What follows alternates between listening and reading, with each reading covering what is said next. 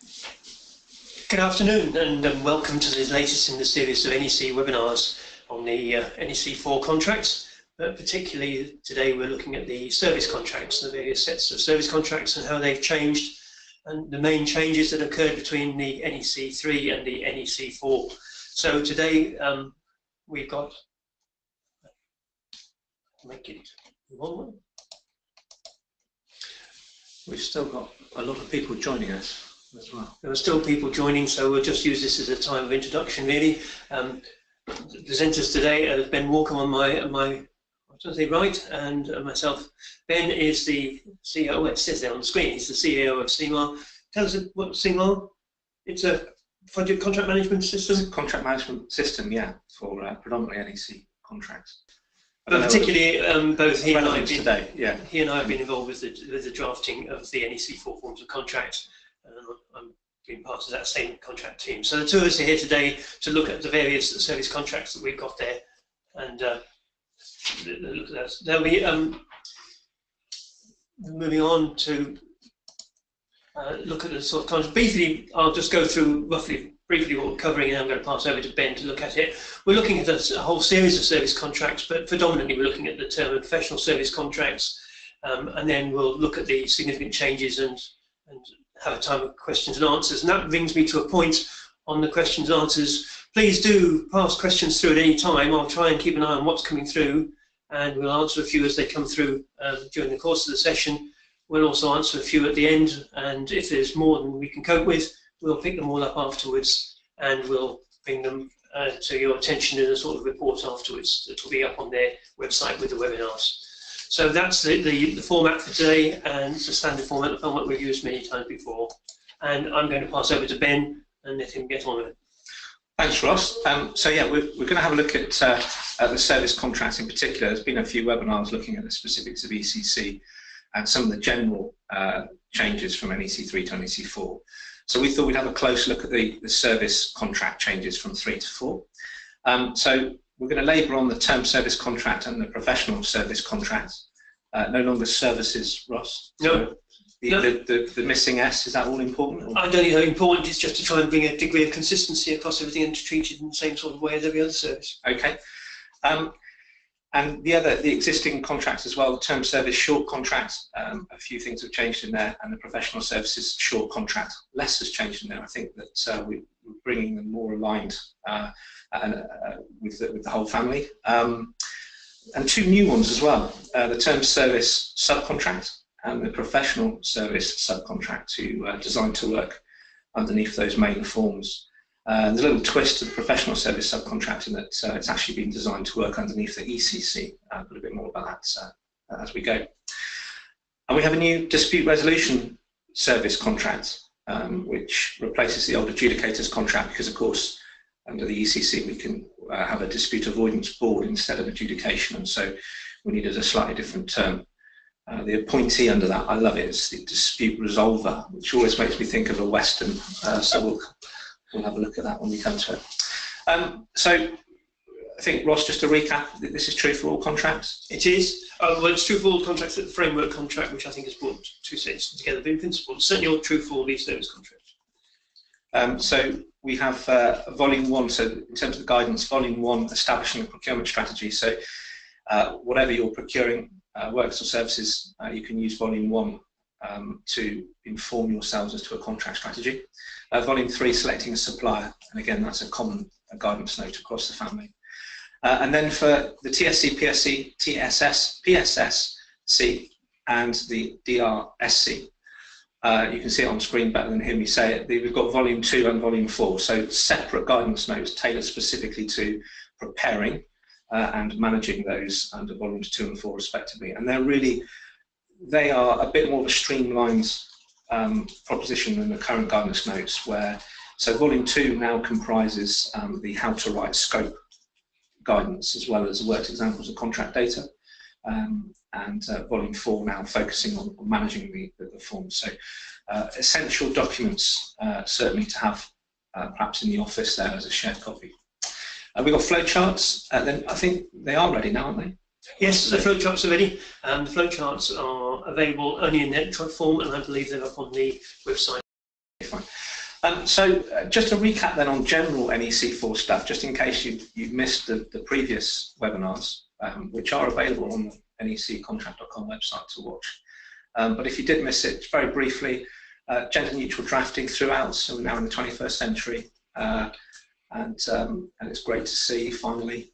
We've got clause 10.1 is now split into 2 clauses, so again this has been covered at length in other webinars, just to make absolutely clear that the clause 10.1 is not just about mutual trust and cooperation, it's also about doing what the contract states. We've got client instead of employer, that's now a common theme across the family, apart from the supply contract, I think. We've got scope instead of service information, the early warning register instead of risk register, which is, I think, going to solve a great degree of confusion as to what a risk register is. So that's now the early warning register, and we have early warning meetings instead of risk reduction meetings. Employers' risks are now described as client liabilities in section 8. Ultimate holding company instead of parent company. Undertakings used to be collateral warranties under X8. We have multi-party collaboration now instead of partnering, but to all intents and purposes. It's exactly the same, yes, Bill. There's a number of terms here that's just been brought into line, I guess, with modern context and modern language and the way that the industries have been using it to try and make sure we don't cause confusion like we did with the risk registers. It's just essentially to try and clarify things. Still worth a read through though, because there might be some vocabulary changes. Yes. I think we've changed a couple of things in there. There's new provisions around corrupt acts and various other bits and pieces that we just saw consistently in Z clauses. Yeah. Hence the evolution rather than revolution. So jumping into the TSC first, and then I'll hand over to Ross and we'll be on the PSC. But TSC first, very quick run through of some of the changes to the secondary options. X1, price adjustment for inflation, this has been amended very usefully to align with what I think many of us were doing anyway, which was to actually change the prices on the price list as a whole on an annual basis. I think it's anticipated that we'll be extrapolating forward what's happened in the previous year, whereas typically with X1 we were required to base date prices, base date defined cost, if you like, in assessing compensation events. Yeah. It all got a bit complicated for the user who's actually just trying to use it. So the whole price list gets adjusted annually, perhaps, whatever frequency is sensible, and then we're drawing on those prices directly from the price list, and they are then inflated. Undertakings to client or others, information modelling has come in. Termination by the clients, I think that was always strictly possible, wasn't it, under R21, but this is now an express. Yes, it's replaced, we mentioned this last time I had a talk, it's replaced the termination for any reason that used to be possible in the client, and it's brought it into a decision. So the client has now got to decide specifically whether they want to bring that right of termination inside the contract rather than leaving it outside the contract. Termination by either party. We were debating, we couldn't remember which one of us made this red or why it's red. Perhaps just to add some colour to the slide. I think the reason it's red was to just make the point that if you're including X19 because you're going to include task orders, then that's not where task orders sits anymore, because you're going to get task orders anyway now because it's a core clause. So termination by either party, I think this is a really good option. I think you said you always put it in anyway as a Z clause. I think that, you know, if perhaps discourage games at tender and encourage clarity of spec, you know, so that we can check maybe after a year or so that there's it's still a sustainable contract that both parties want to operate, and that might focus our minds at the procurement phase. So that's good to see. Whole life cost, interesting on this. So this is where the contractor may propose a change to the scope to bring about a reduction in the whole life cost of the asset. That's the operation and maintenance of the affected property. That's a quotation process which the service manager doesn't have to accept. But if they do, it's a negotiated process, I think, isn't it? It doesn't have to follow the rules of defined cost compensation events. I don't think so, no. And there is a consultation aspect to it. So it'd be interesting to see sort of value engineering on an outcome-driven basis as it is to the asset itself. Extending the service period, very popular Z clause. Quite often we saw this added.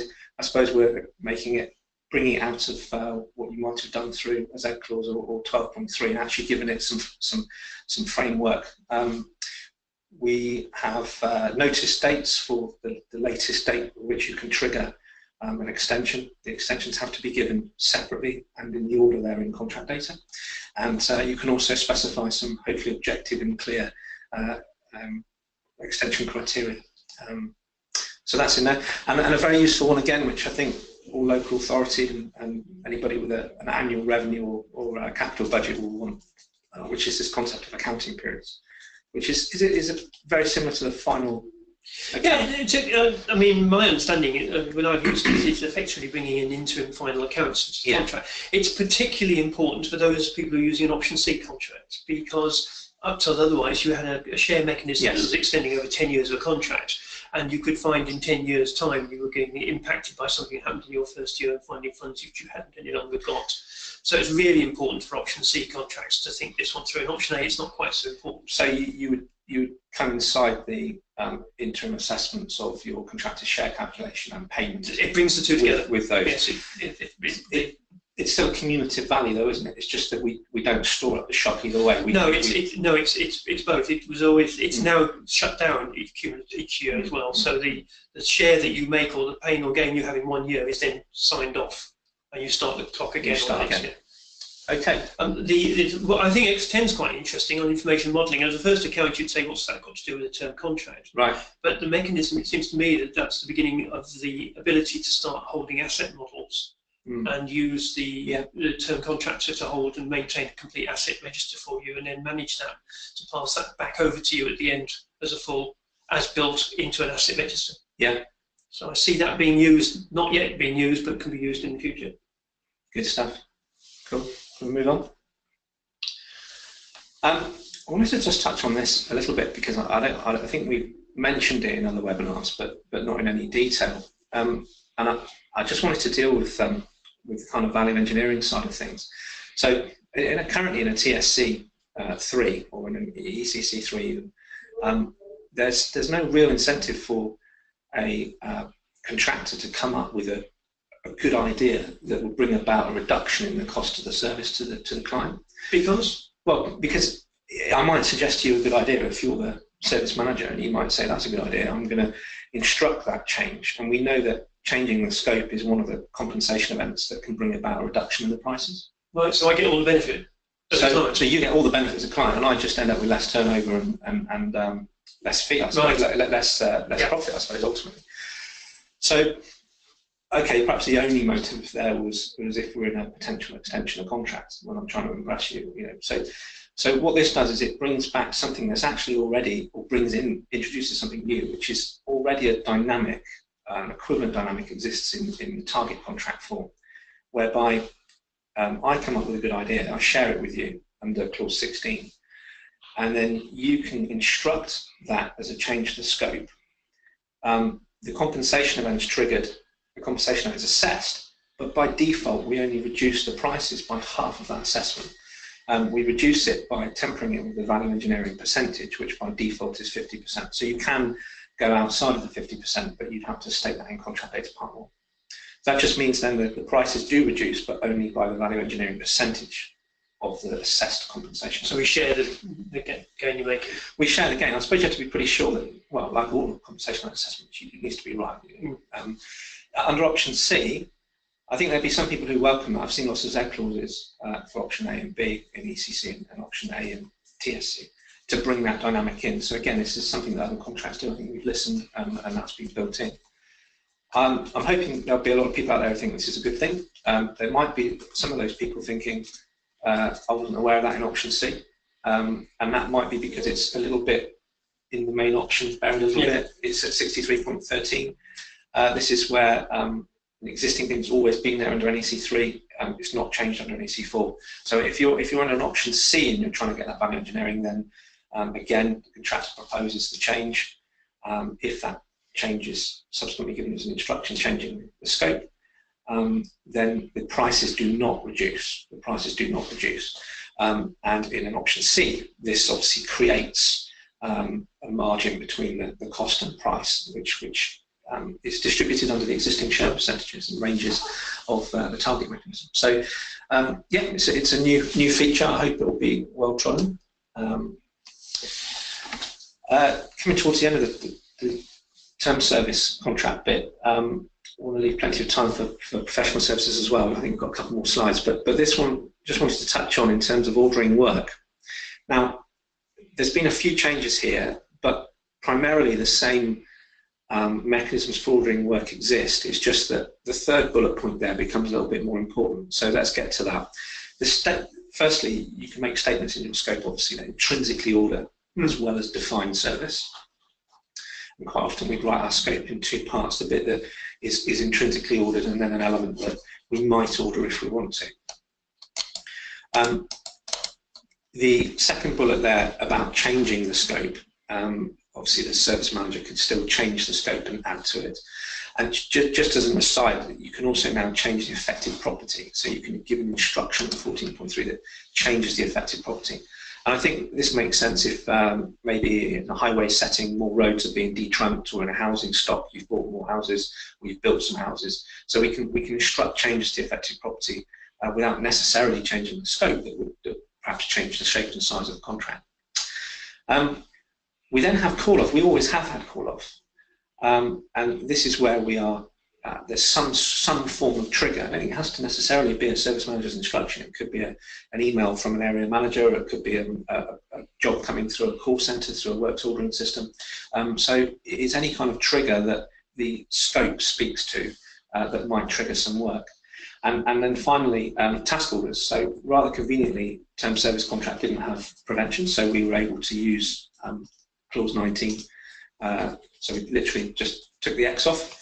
But we've done a bit more than that. We've put a quotation process, very similar to compensation events, so that the contractor is now compelled to provide a priced quotation. And actually the service manager can't issue the task order without first getting giving the contractor the opportunity to price it. Right. So in a sense it's made the task bigger.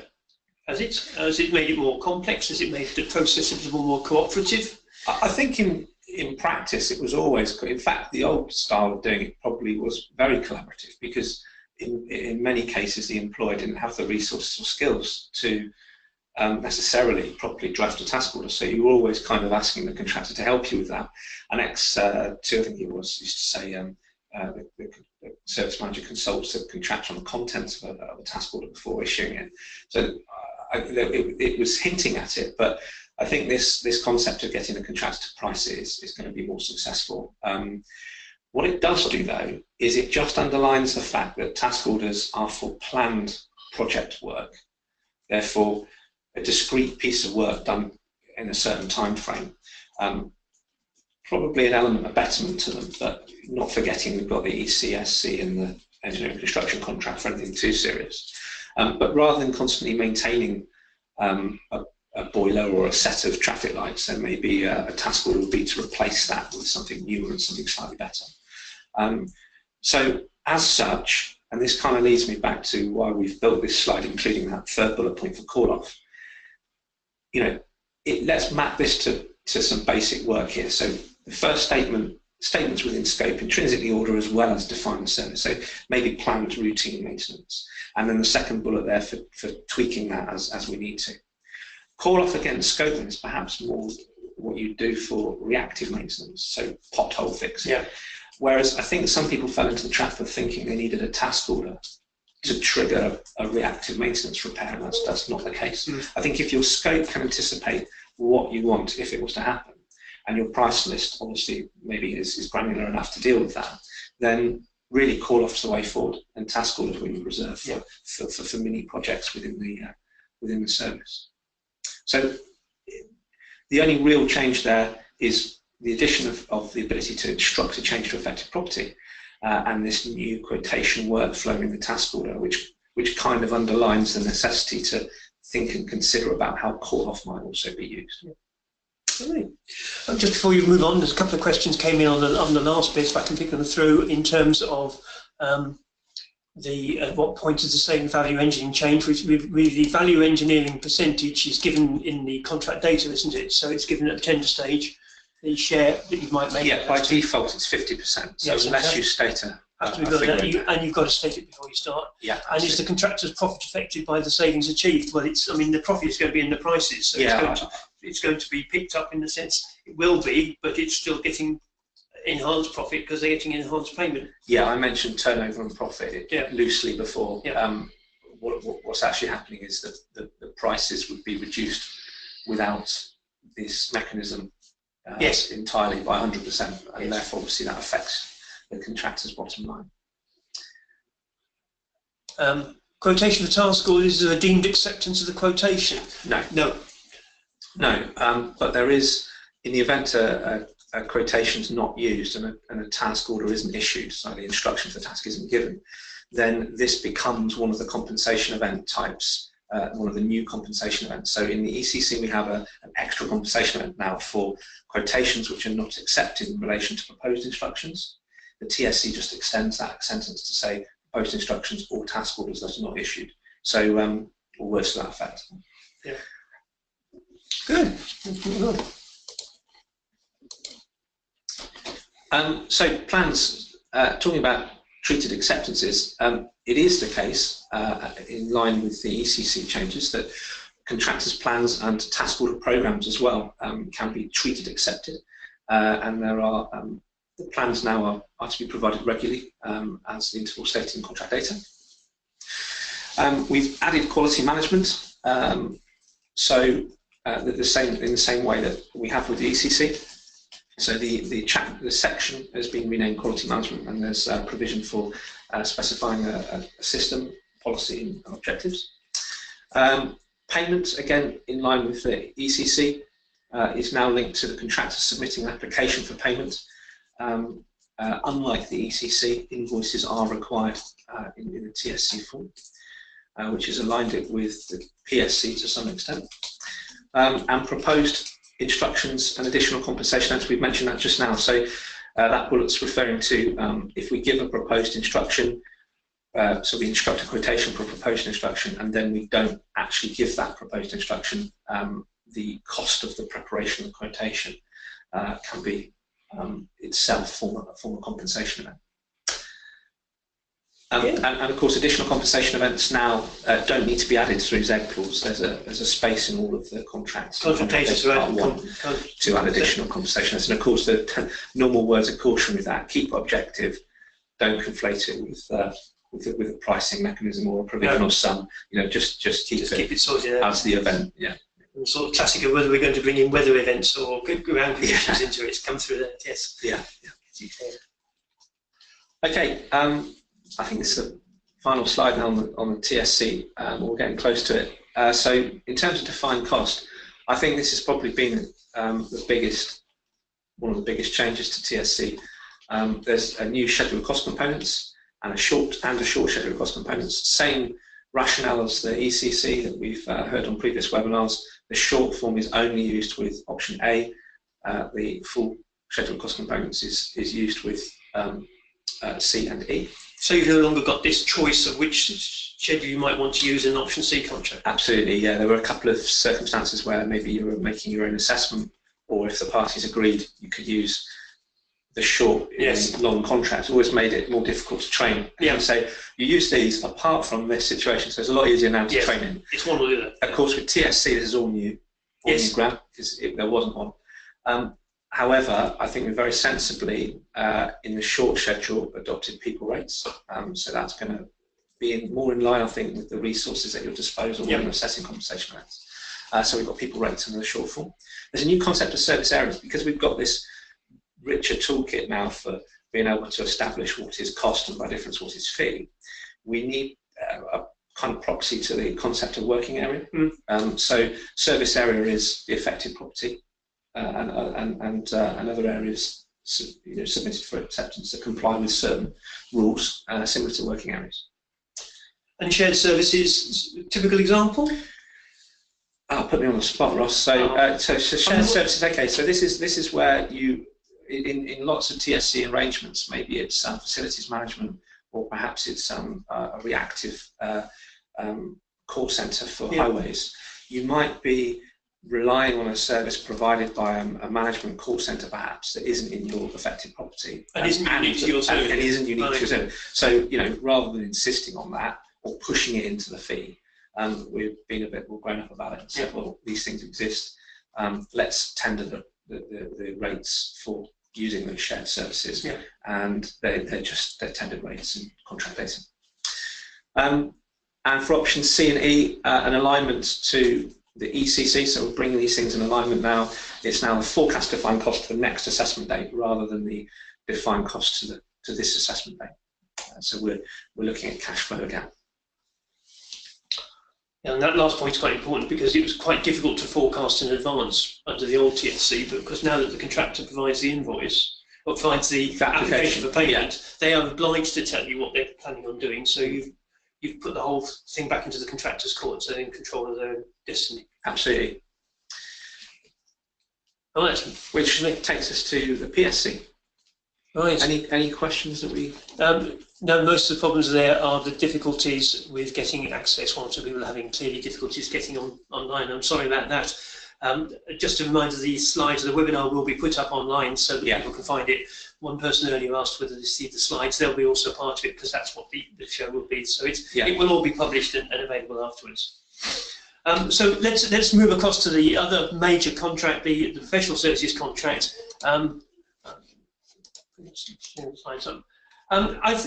In one sense, the PSC has had more change than all the others, and yet in other parts, it's stayed consistent and true to itself. And it's been brought much more in line with the other forms of contracts. So we've now got a concept of a service manager, for example. Yeah. So whereas before, remember, the PSC3 had just the employer and consultant and could have an employer's agent, that's been moved to bring it in line. So we now have a service manager. So in a sense, the term contracts and the professional contracts begin to become aligned in that sort of thinking. So it's brought it much more into line with those, with all the other changes that you've seen in the other contracts are being brought into place here. The big difference, if you like, there's in terms of the contract strategy is the idea that option G has been removed from it. So it's yes, I noticed that one. It's essentially a mixture, therefore, between the ECC and the term service contract, in the sense that it's providing a project-based type commission, a single commission for a particular contract. So it's a contract for a particular piece of work in general. So that's obviously a fairly significant change in that, and how that's handled for other people can be a bit of an issue. But we've always got, you've still got the framework option with the PSC or PSSC. You could, if you wanted to have a term type of approach for your services, where you had a contract that basically could enable you to call off bits of design from a consultant you've employed for 10 years, or rather than framework, if it's under local authority, EU procured framework, it would be only 4 years. Yes, you could do it that way. Right. Or you could look at TSC. If you look at TSC, or consider how you would have to amend the PSC to pick it up. I think it's been taken out because it really didn't work too well. Right. And the issue now is how do you make it work? I should just say, I mentioned TSC there, that there would be some fairly fundamental tweaks to do if you were going to use a TSC with you. So we'll not got time to go into No, we haven't got, but it is an issue there. But what it has also brought in is what we've just seen in the term service contract. It's brought the idea of defined costs into it. Whereas beforehand, if you remember, although it talked about a remeasurement contract, reimbursable contracts in terms of option C and E, it actually used people rates. It used time charge rates. So under option A, we've got people rates, because that's a short schedule. And in NEC3, under C and E, we had time charge. We did. So there's not a huge difference. Those two are very similar. But how are consultants going to get on under C and E now, having to, because we don't have time charge anymore, it's the cost of people. What it's now saying to consultants is we'd like to treat you the same way we're treating contractors, and therefore show us what is the true cost of your staff. It's going to be quite a big difference to the cost capture and it's a bit of a culture shift in many ways, I think, and there may be some who choose to want to say, just as we used to see in other contracts, it may be more convenient to agree people rates rather than the true cost. But the contract's written to say we'll use a defined cost approach, the actual cost of it, and has gone back to being, and if you think about it, that's exactly then in the same line with the ECC and the professional. Yeah, using these things back to back is going to flow through. The logic follows through. So you've therefore got two schedules of cost components. They are very much simpler, because they're dealing with people costs and charges and insurance elements only. I think you could call the short one the extremely short. Yeah, the short one's got about it's very, very short. 2 or 3 lines, and that's about it, really. Good. But the approach is it's fairly clear and it's set up. So that's why I say it's been brought into line with the major contracts and has therefore got quite a lot of changes in that sense. But having said that, in many ways, there's not a lot of change to it. For example, it's got very few changes to the main options. To the secondary options, the X options, because in fact most of the PSC options have been brought into the term service and the ECC. Yeah. So yes, option X8 has now got a new title, but it's the collateral warranties which we always had. Yeah. X10 is the information modelling. That is new because there's no longer an employer's agent because we've got a service manager. So X10 really is the only new clause option that's coming to this contract at all. And before we go on to options, just to check, in the ECC, the X15, which was for design, was to limit contractors' liability to reasonable skill and care. Yeah. The burden of proof on that has now shifted, hasn't it? Yeah. Similarly, we were just checking before the webinar. That's a quick check on that. Should I not admit that? I don't know. Yeah. So, in NEC4, even we have to go back to the contract lawyers sometimes. It's much safer. NEC4, obviously it's always been skill and care, but that burden does seem to have reversed in the wording from 3 to 4. So the defect is when you can show failure to do so, as opposed to the way around. So yes, and of course the liabilities and all the skill and care expectations for design is built into core in the PSC. It's not built into options because that's the nature of what the contract's all about. Yeah. And that does make a point on the X18 clause. I don't think it's on one of these slides, but the X18 limit of liability, the overall liability is still a core. Is in the core, yeah. Because that's the nature of this contract. We've got a question. How does the does it mean that PSC has become more transparent? I think from under options C and D. Yes. Sorry, C and E. Then it's more open book, isn't it? It is. But with that comes more onus on the service manager to look at those accounts and records. So you've got to use them if you're making them available. You need to be using them. Yeah. So yes, how does the employer's agent work now? Is this under another defined role? It's gone altogether, hasn't it? Well, the employer's agent as a term has disappeared and been replaced with the service manager.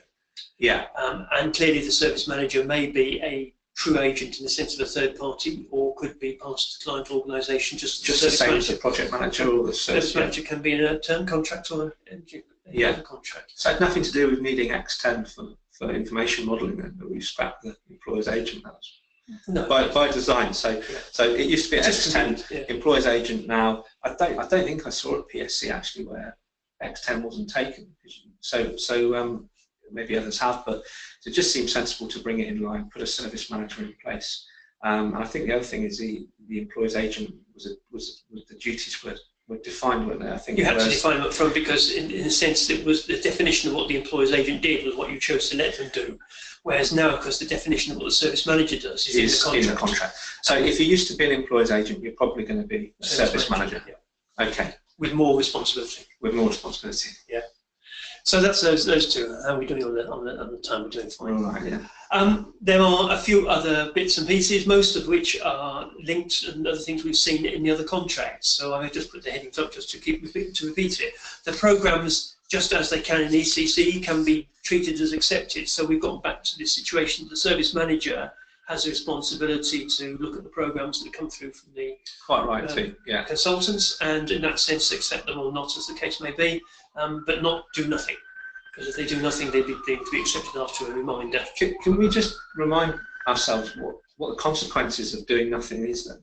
Because I mean, what does treated acceptance do? Well, effectively, the consultant has to remind the service manager that they've done nothing, and then after I think it's a week, it becomes an accepted program, which means that in many of the compensation events, the accepted program is the sort of fulcrum or the test for what the compensation event is.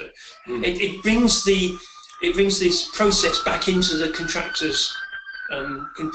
Keeps the momentum going. Keeps the momentum going, but also means that the contractor retains the responsibility and the momentum for the compensation event, which is where you want it. Yeah, because an acceptance of something doesn't change the contractor's obligation or the consultant's obligation to provide the service, does it? Not at all. But that's not the end of the story, because what an acceptance does do is it will bind you to things that the employer or others are to provide by when, in accordance with the accepted programme. Maybe it's a client this time, not an employer. I knew we needed a square box, didn't we? Yeah. One of us was going to catch the other Yeah. up. So, and I can't claim I was talking about NEC3 then either. So, so I think that treated acceptance, whilst it doesn't change the consultant's obligations, it will bind the client for things they are to provide or the performance of others. And that's what a couple of the compensation events in the list are looking specifically at in terms of the tests. And particularly, obviously, it's got teeth. It's got teeth. Yeah. And it's to resolve a problem that's been a problem through the years of the parties just not really keeping up to speed with the contract management. Yeah. So why subcontractors? Well, it's a terminology change. The idea behind it is that we've moved the term subconsultant. So a subconsultant to a professional service contract to a consultant would actually just be called a subcontractor. They haven't gone the whole stage and called consultants contractors, but they've kept it as consultants. But in principle, the language is just the same. It does mean that you've used the same language and the same terminology for them. And of course works very well, as you'll talk about and possibly in a moment, in the professional service subcontract, because we're dealing very much with contractors and subcontractors, as you'd expect. Yeah. So it works well. The payment is still linked to an application for payment, and an invoice is still required, just as the term contract. So this is where you see that it's mixing a bit of the ECC and a bit of the term service contract linked there. But in this case, you need an invoice, but you're still providing an application for payment, and if the consultant doesn't, then they won't get any more money than they've had up to date. But there's a fairly significant change in that it's now the service manager assessing the amount due. It's not the consultant providing the assessment, as it were. So to stop that being too much of a burden on the service manager, they now have to provide the application for payment. So it's the same process. Same process. You've now got the same process on all three of the main big contracts there that are working the same. So anybody used to one can swap backwards and forwards across the contracts without having to rethink their process. And the notice of the amount is now the certificate or the assessment done by the service manager, isn't it? Yes. Because I remember there was some to and froing sometimes, because if whilst it is sensible perhaps to revise the invoice, the practicalities of that meant that very often there's credit notes flying around the place and all that sort of thing. So all that's now taken care of. It's much more aligned. The invoice you then completely aligned with it. And you've still got the same proposed instructions and additional proposed instructions that you were talking about a few minutes ago with the term service contract. And there's 2 or 3 extra additional compensation events, most of which we've already met, like you get paid for instruction you don't get to follow through. Yeah, for the preparation of quotes. And you've extra liabilities and things to put through. So there's nothing, it's just tidying it up and making it that much more consistent. Yeah, in fact, although we said at the start quite a bit's changed, it was actually also quite a bit further ahead, wasn't it? I mean, lots of things have followed in behind the PSC, not least the use of the word scope. Yes, I mean, I think the reality is, like everything, we're trying to bring things together, and they were fairly divergent when they first started 20 years ago, and they're slowly putting together. One of the questions that's just come says, if the consultant doesn't submit an application for payment, is the client responsible for making an assessment? It would be the service manager in this case, not the client, just to be a pedant. And the service manager still has to make an assessment. The assessment is the lower of the figure that was made last time. In other words, they get nothing, or a lower figure in case, for example, the consultant owed some money to the low service damage. It's not likely to happen so much on the PSC, but perhaps in the term contract it would. So they still have to make the assessment, and if they're making an assessment that says I owe you nothing, you must still make that assessment. Absolutely. You mustn't fall into the trap that says, well, because they haven't given me an application, I do nothing. Yeah. The service manager, it's good contract management, really, just has to keep following the process through. Otherwise, you get into all sorts of messes, because if you haven't made an assessment, then the Construction Act, if it's in the UK, for those who are based in the UK who are listening, that would start to kick in, and you have all sorts of problems. Yeah. So follow the book, follow the contract. Follow the contract. Do as stated. It does. So we've talked about this in terms of schedule cost components a bit earlier, so I don't think I need to say much about it. It's exactly the same as the other funds through, and you use the short schedule for the option A, and you use the longer schedule for C and E. There is an overhead, though, for people? Yes, there is an overhead people charge because because you may be doing the design consultancy work in lots of different places. You might be doing some overseas, you might be doing some locally, you might be doing some where it's got different. It was very hard to give a people rate that would cover anything. Yeah. So in this particular contract, we still have got an uplift percentage, and it's an uplift percentage depending on where the work is being done. So you can have different rates for different places. Right. It's just trying to make things not too much of a sort of averaging out, otherwise you end up with a very averaging situation. At which point I pass it back to you, because we've only got a few minutes, so it's going to have to be fairly quick on this. Okay, well they're short, so we should play to us. Right, so retain the same principles as before. So yeah, the short forms, they're still there for less sophisticated contracts with less sophisticated risk and change profiles for sort of simpler work, not necessarily shorter or cheaper work. No, less expensive work. So you can do a very expensive job on a short form, as long as it presents less risk. Yes, I mean there is clearly often some link between value. There tends to be, but not necessarily the rule. So what have we achieved? Well, we've got some more consistency between them. That's true. They did go off slight tangents between some of them. Sometimes you could have alternate quotations, sometimes you couldn't. More detail and precision, especially on compensation events and defined cost. Yeah, the defined cost is almost a mini schedule of cost components now within the definition of defined cost, which is really nice to see. And it's nice and straightforward. Contractor states assumptions. Okay, so in the main forms in 61.6, when instructing quotations, the service manager would state assumptions that the contractor could base their quote upon. In the short forms, that's the other way, isn't it? So the contractors would state assumptions as to how they've priced their quotations. So they're in effect tweaking the risk as they go. Includes all the other relevant NEC4 changes like clients, scope, addition of corrupt acts, and gender neutral language. So a lot of similarity, a lot of that consistency flows through. Can I just pick up a question that's coming through there? There's one that's just sort of said, why isn't a client service manager mentioned in the term service short contract? The short contracts don't have the contract administrators, and as a different person you can obviously have an agent if you choose to, and most of them enable you to state that in the contract data. I can't remember this in all of them, and certainly in the term service short contract you can have an agent, state who's your agent in that context, but they don't have a named service manager through the whole contract. It's just done that.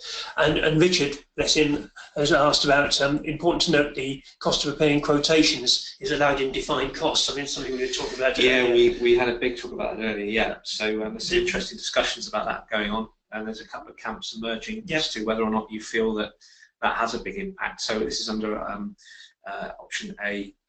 Previously, all the contracts, the defined cost of preparing quotation, or the cost of preparing quotations was expressly excluded, and that's now not in NEC4, which leads us to be able to include the cost of preparing quotations as a defined cost within that compensation element. And also, of course, there's a whole compensation element now for assessing the cost of preparing quotations which aren't used. Yeah. And I know that was a question posted by Glenn on LinkedIn, which got some good comments. So I'm not going to delve into that. It's a big conversation. You finished that one. It was on looking at that one, and then yeah. So contractor, consultant, or the client can now notify compensation event. I know the short forms in NEC3 used to say the contractor notifies compensation event, but I don't think it precluded what was the employer from doing so, but certainly now it's expressed that either the client or the contractor or the consultant can. This though might expedite things. The contractor consultant must provide a quotation when they notify a compensation event. So we've not got that gap where we're making a decision in principle as to whether or not an event's occurred. Yeah. I suppose there's an element of risk with that, but the trade-off is that we keep the momentum and expedite the process. I think that, if nothing else, is a really big flag to say, the formal exchange of communications in a form that can be read, copied and recorded is important with NEC, but as important has got to be that dialogue. We're not saying don't talk to each other, so maybe a quick conversation. It also means that contractors or consultants has got to be a bit more sure that it really is a compensation. Yeah, which a conversation might unlock. Yeah. So collaborate, talk, cooperate, and then of course follow the contract. The contract consultant must provide an invoice, or client will assess the payment at nil or less. So there's a similar approach to the main contracts, and we were saying that the provision of that invoice is effectively the notice of the amount. Inflation now included in payment calculation. I think this is in clause 52. It's not in the ECSC, so it's a slight difference from in terms of the service contract, but it might be zero, of course. Yep. The dispute resolution service contract. So, Ross, this is based on the NEC4 adjudicators contract. I think I said before, I like the term dispute resolver. It definitely sounds like a Western. But this is necessary now because in the ECC, which we're not talking about today, but this obviously covers all of the disputes across, potential disputes across all the contracts. In the ECC, there's now a W3. Right. So yes, you've got a W3 which gives you the disputes avoidance board. So you've obviously got to be able, presumably, to appoint that board. This is the mechanism for appointing. So now we need a more generic term that spans both adjudicator and the dispute avoidance board. It's a bit of a mouthful, but dispute resolution service contract, it does what it says on the tin. It does. It does. It does indeed. And any significant changes, or not really, just in terms of getting the language. Other than accommodating this new service. Okay. Right. I think that was the last. Oh no, there's one more. Do you want to do this one, or shall I? Yeah, you finished. Okay. 2 new subcontracts. Yes. So we now have a term service subcontract, the TSS, naturally for use predominantly under a TSC, and we have a professional service subcontract, the PSS. And as always, these are designed to work back to back with their sort of parent forms. Although the PSS has the parties contractor and subcontractor, so there's no vestige of consultant mentioned at all.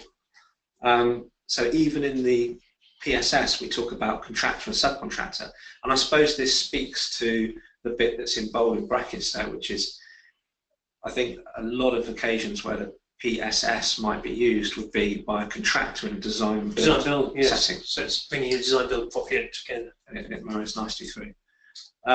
There's no service manager or agent equivalent, if you like, in the TSS or PSS, a bit like there isn't in the EC. No, there isn't one. Yeah. There's not one there either. And naturally, the time periods have been adjusted to make those reply times and very procedural mechanisms work within the umbrella of the main contracts above. And we got a bit of a generic statement there. See relevant user guides for TSC and PSC for further information. I guess that's because we've got 10 minutes to go. Well, but it's the relevant user guides. In the end, in all the user guides, there's a chapter that talks about how to use these contracts as a subcontract. So if you want to look a little bit more at how they work, you'll find it. They weren't deserving of their own Volume 2 and Volume 4 because there's so much consistent thing. We just need to be careful of the timings and read them in conjunction with the last chapters, which talk about their use as subcontracts. So we've got a few minutes left before we finish off, so let's see if there's any of these questions here. Can I explain the price of services provided to date under PSC options C and E? It's in a sense, it's very weird. It's the price of service, it's defined cost plus fee. Yeah. And it's this sort of defined cost plus fee of the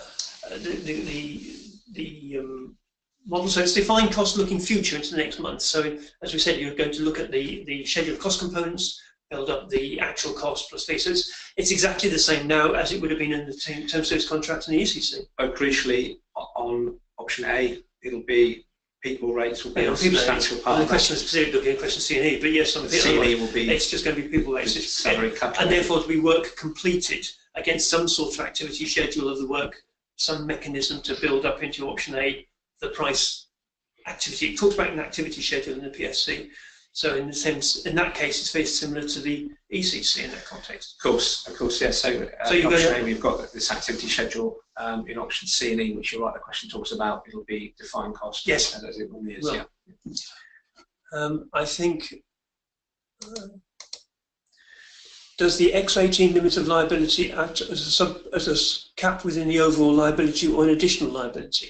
The X18 limits of liability, if you looked at the professional service contract, there are differences between the PSC and the term service contract, because they're dealing with different types of liabilities. But the professional service contract has two, one of which is the indirect and consequential losses, and one is the liability on defects. And those two are caps inside, if you like, the overall total cap for the total liability that most consultants would normally want to set on their work. In the term service contracts, there isn't an overall set it core, but the X18 has got 5 different liability limits that you can put, one of which is the total, one of which is the consequential, indirect and consequential loss, and then there's one on time periods, and then there's one on property losses or something. There are 5 of them in that. So you need to go back and look at X18 particularly. The difference again in the PSC is it's for the total liability. It's recognised that the way that consultancies often work is there will always be a total liability cap wanting to put on the contract. So it's a bit silly putting it into anywhere else but core.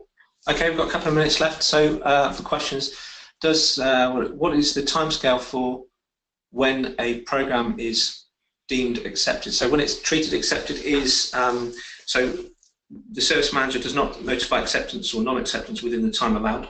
Yes, which is 2 weeks. Which is 2 weeks.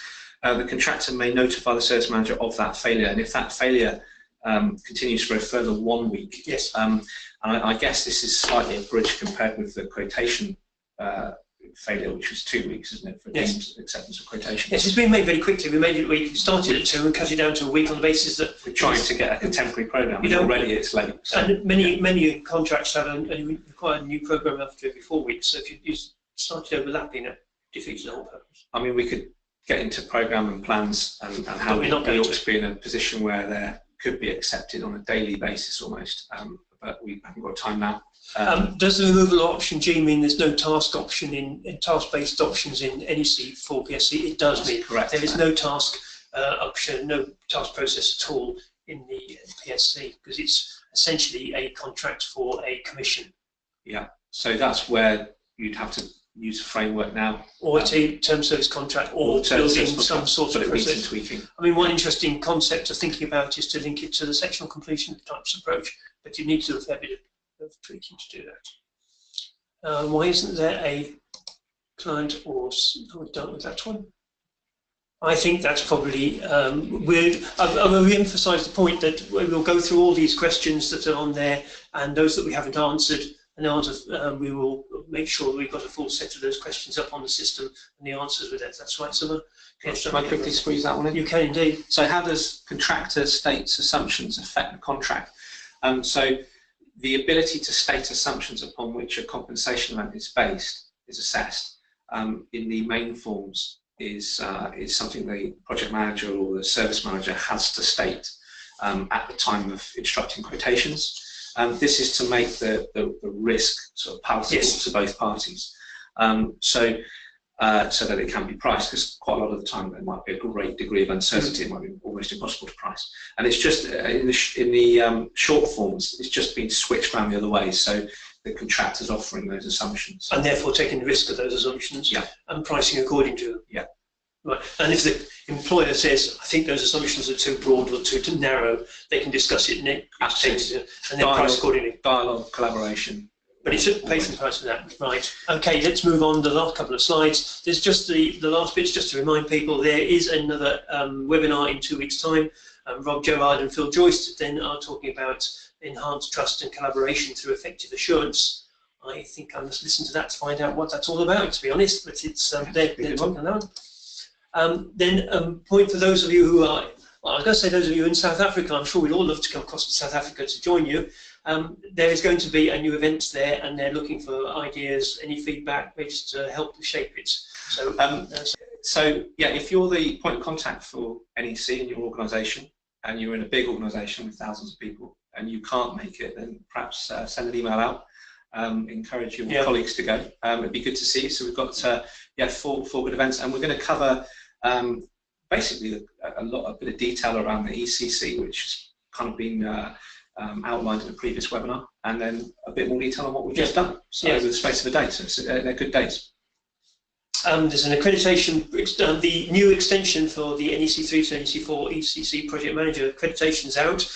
So that is a day's course to take you on from, if you're already an NEC3 accredited project manager, it's the changes that occur within the NEC4. So that's being built up. The service manager one's on its way, but the project manager one is already here. Is there a written assessment to do that? There's a written assessment afterwards. There's a sort of 20 questions or 40 questions or 60 questions afterwards. To check between the two.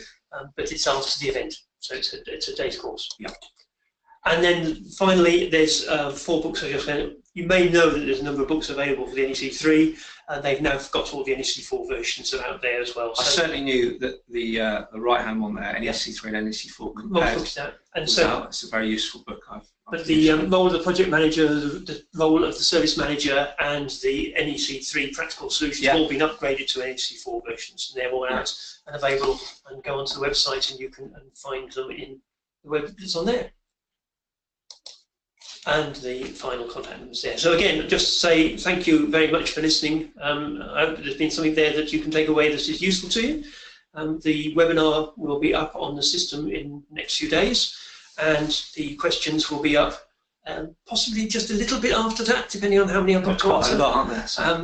But they will also follow it through. So all the slides, a number have been asking if the slides are available. They'll all be there to see, and I hope you found that helpful. Yeah. Thank you very much, Bill. No, thank you, Ross. Yeah, enjoyed it.